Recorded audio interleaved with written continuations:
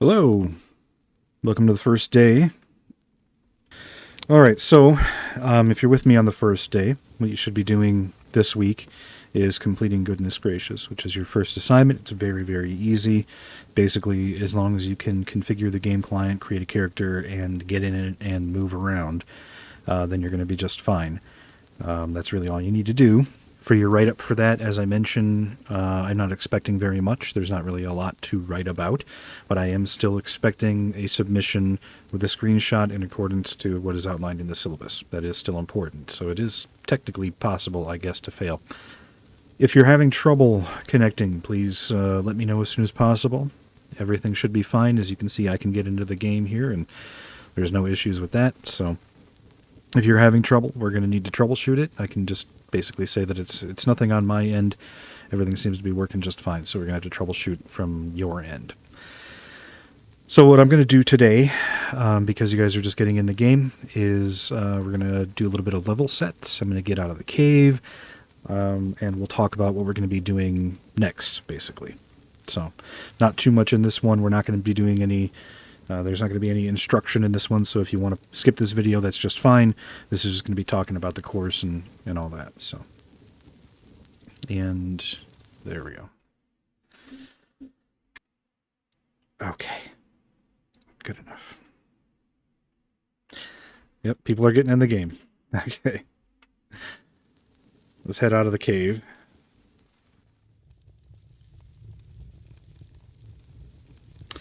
So, again, this is the path you go to get to the fireball spell, which obviously I already have. So we're going to continue along the right path, and we're going to move down into the cave. And we have to burn the bush. So we do, and we get our quest completed. Escape the Lost Cave. Entering Lost Cave, we escape through the sewers. Now, in the sewers here is where you're going to encounter your first NPCs in the game. We got giant rats down here. They will attack you, but there's one thing you need to know about this game is that there is no indicator when you're hit. The screen does not flash. Oh, see? It makes no sound. Instead, you just kind of see your health suddenly begin to disappear. The white thing is our item pickups. You can see I just got 18 Pwn coins and some pistol ammo. We, of course, have no pistol yet. As far as healing goes, there is a healing timer. If I stand out of combat for a couple seconds, there you go, it begins to tick back up. Now, what we're doing here is actually really important. When you're going to be doing any kind of... oops, and they have a tendency to spawn like right on top of you too. Whenever you're doing any kind of evaluation, security evaluation for software, of course, the most important thing to do is to operate it. You have to get into it. You have to see how it works, what it can do. That's the best way to find out where those frontline functions are and where there might be potential avenues of attack. So right now, in terms of what I could potentially exploit, we know so far that we have a timer for our health. That may be potentially exploitable because if we can influence that timer, we may be able to influence our health bar, which means we might have infinite health if we can figure out how to manipulate that. We've also got these drops. We can see that there's an amount that is dropped. It seems to be kind of random. I mean, I keep getting drops, and they're not the same amount every time. They're not the same item every time. So we've probably got a loot table somewhere in the game's logic. And if we can manipulate that, then we can influence what is dropped, how much is dropped, so on and so forth. So we want to make sure we take advantage of that. We also have the mana bar on the right-hand side. If you didn't notice that, every time I cast a spell, my mana will go down. Got 9 Pwn coins there. So that's another thing that we may be able to influence here, because that does also, like the health bar, tick up on its own, but notice that it begins regenerating basically right away. So that's got a shorter timer, so we know we have a different timer for the health and for the mana bar. They're not sharing a variable there. Okay. Everything in the game is, of course, going to be based off of the game's logic. Game logic is essentially the rules of the game that are defined by the developers, and it governs everything. Everything from The keybinds, so which keys do what. If I press space, I jump. The fact that it takes me this long to jump, that I jump this high, that I accelerate at this rate and decelerate and then accelerate in the opposite direction back to the ground. The fact that I stop when I hit the ground, the fireballs that get shot, the amount of mana that's used, the amount of damage that rats do, so on and so forth. Every variable in the game is part of game's logic. And all of those variables are in the logic are going to be part of expressions. So, for example, there's an expression. There's some kind of code in the background that detects when I click a button, and in this case, that button is associated with the fireball spell. How much mana is used, and when that timer begins ticking back up, they're all variables within the game's logic. So they're all, somewhere in there are expressions. Code that is waiting to be activated. There's an if statement on the back end. If this button is pressed, then remove 4 mana and begin the regeneration. Go to the regeneration function. The regeneration function has a variable that says, X microseconds or something after X microseconds plus 1 mana, and then it cycles through that until mana equals 100%, and then all that code goes dormant until the conditions are met again. Now, it's important to learn to think this way because we are going to need to be doing some reverse engineering if we're going to be hacking this game. So we need to start thinking not in terms of, this is a box, and this is a fireball spell as it's presented to us. We need to start thinking of them in terms of how they are in terms of the game logic, right? So this is not a box, right? This is just a 3D shape that has a collision barrier on it, so that when my character model, or whether it's visible or invisible, hits that barrier, then I cannot traverse that 3D space any longer, right? I have to go above the object here, because as a 3D object, it, of course, as a cube, here has the 6 sides, so it would be an impermeable collision barrier on each of the 6 sides, including the top, right? So it's defined in 3D space on all 3 of those axes, X, Y, and Z. Just wanted to break in here and expound a little bit on what I was just talking about, because there may be a better way of looking at this. So let me show you a quick game that I put together here for the next CTF challenge coming up in the fall. We start the game.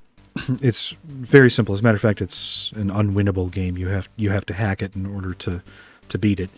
And this is, of course, a 2D game, not a 3D game, so it is simpler than Pwn Adventure, but same basic principles will always apply. You can do 3D games here. I just did a 2D game for the first challenge.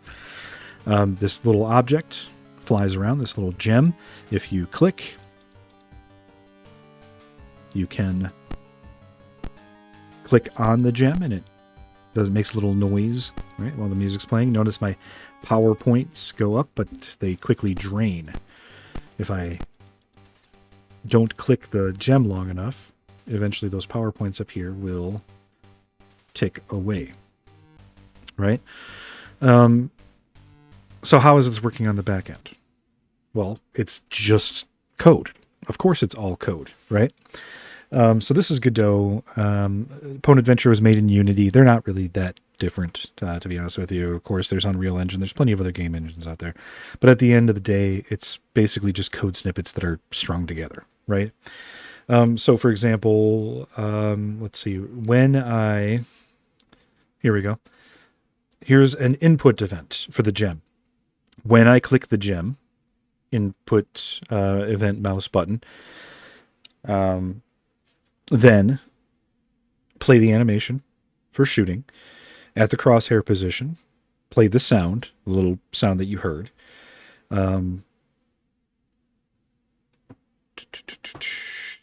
increment the score, right?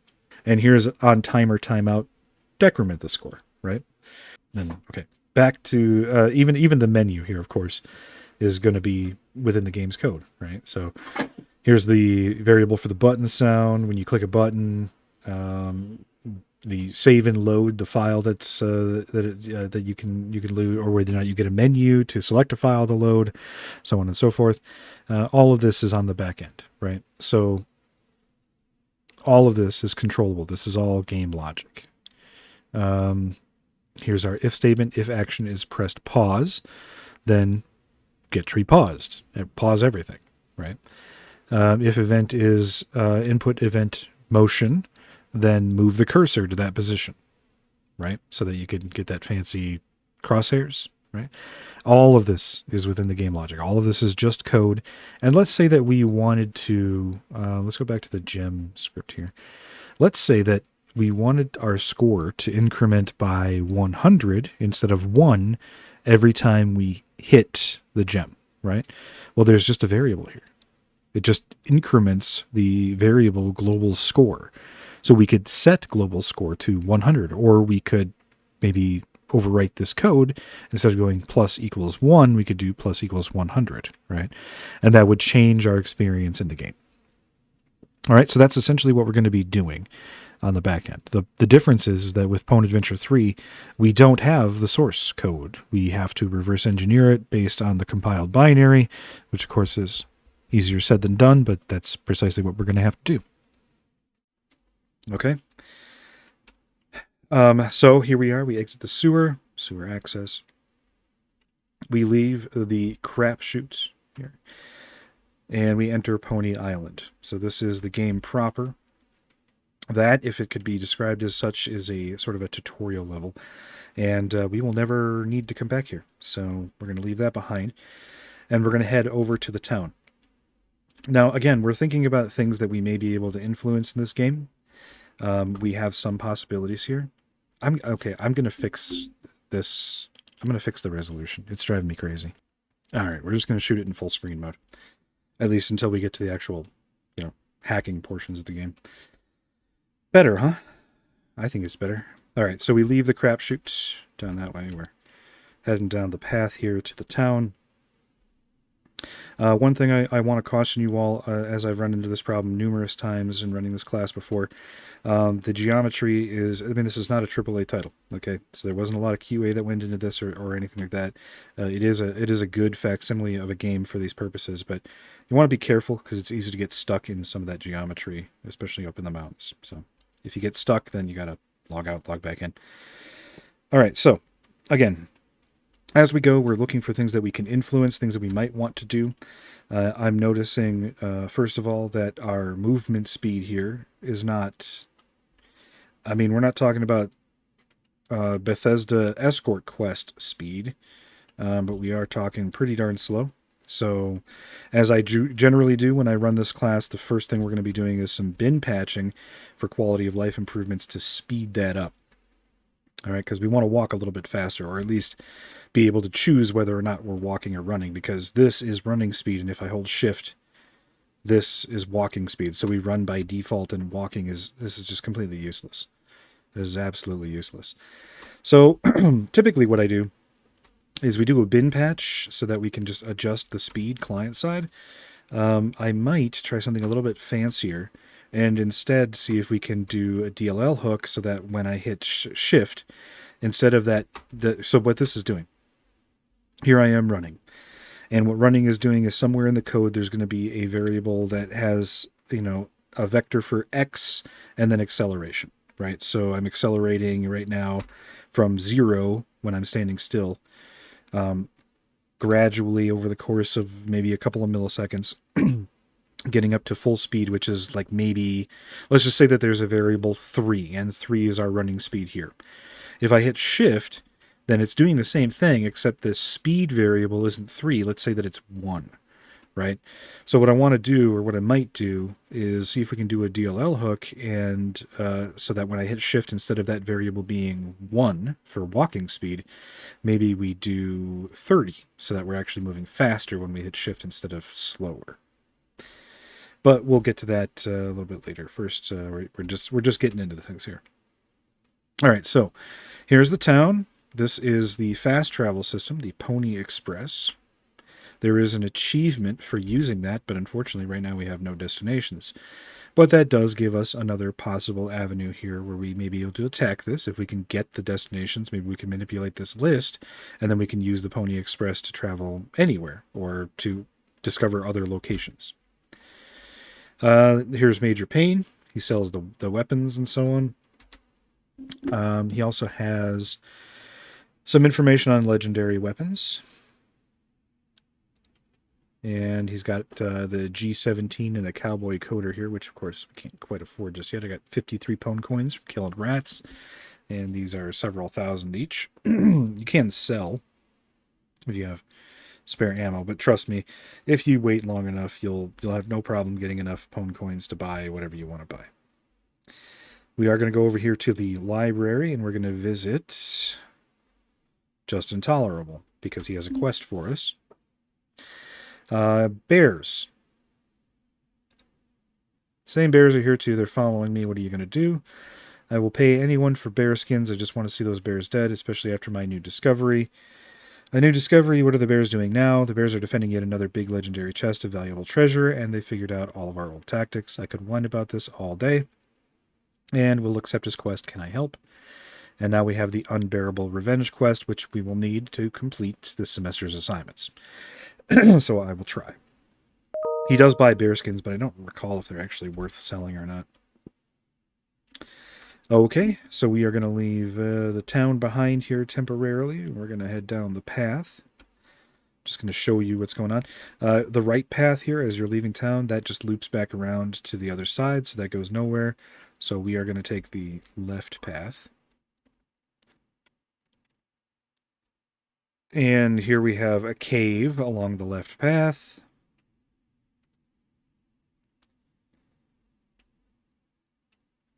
And this cave will lead us to two places. Oh, no, sorry. This cave will lead us to Fort Blocks. So there's an achievement for solving the puzzle, and then, of course, an assignment. And when you walk in, you get the Blocky's Revenge quest. Solve the puzzles in Fort Blocks. I am going to save that for another video. I just wanted to pick up the quest, so I'm going to turn around and leave.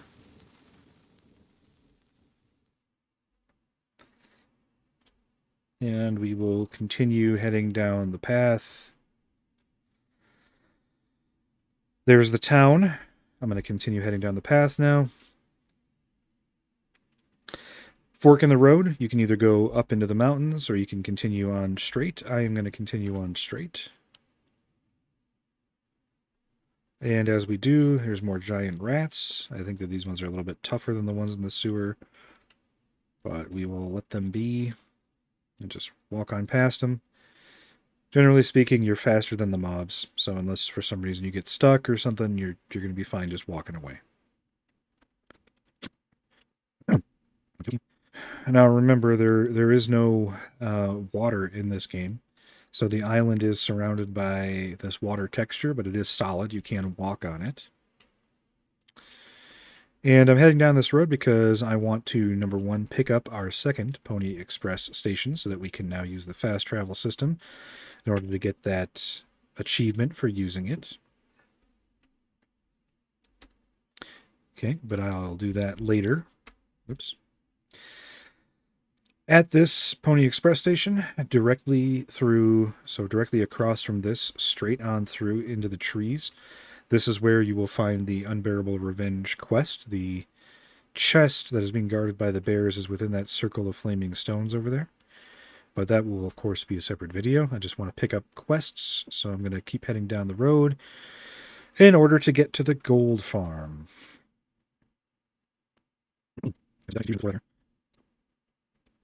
Okay, so keep following the path, and eventually you come to another fork in the road. As you can see from the road, that's the farm over there, so that's where we're going to head. So we'll take a right here. Here's the farmer, Somting Wong. We're going to talk to him to pick up his quest. What's wrong? My cows are missing. One night I heard a massive amount of thunder, and then my cows disappeared. I have no idea where they went. Find the lost cows. Okay, so we'll walk away now from the farm. Hop the fence over here. Actually, let me follow the road for you so you don't get lost. So there's the road. And then you see that there's this whole area here where we got like another village. It is abandoned. It's full of rats, but we do have another Pony Express station here. And I can see the two we've already picked up, but again, I'm not going to do that just yet. We're going to keep following the road here past the Pirate Bay, which is what this village is. It is overrun by rats, so there's nobody here to talk to. There's no NPCs here. The reason I'm heading this way is because I want to go to this pirate ship, because there is another quest associated with it. Alright, so here is the legendary chest on top of the pirate ship. And if we interact with that, it asks us for an unlock code. We don't get a quest associated with this. We do get an achievement for doing that, which is why I wanted to make sure that I show you where this is at. This is what a legendary chest looks like, by the way. So if you see any of these, it's associated with one of your assignments. So if you don't know how to solve it, then make note of it, because you'll be coming back. Okay, and I'm actually, yeah, I suppose I should follow the road, at least for now, so nobody gets lost.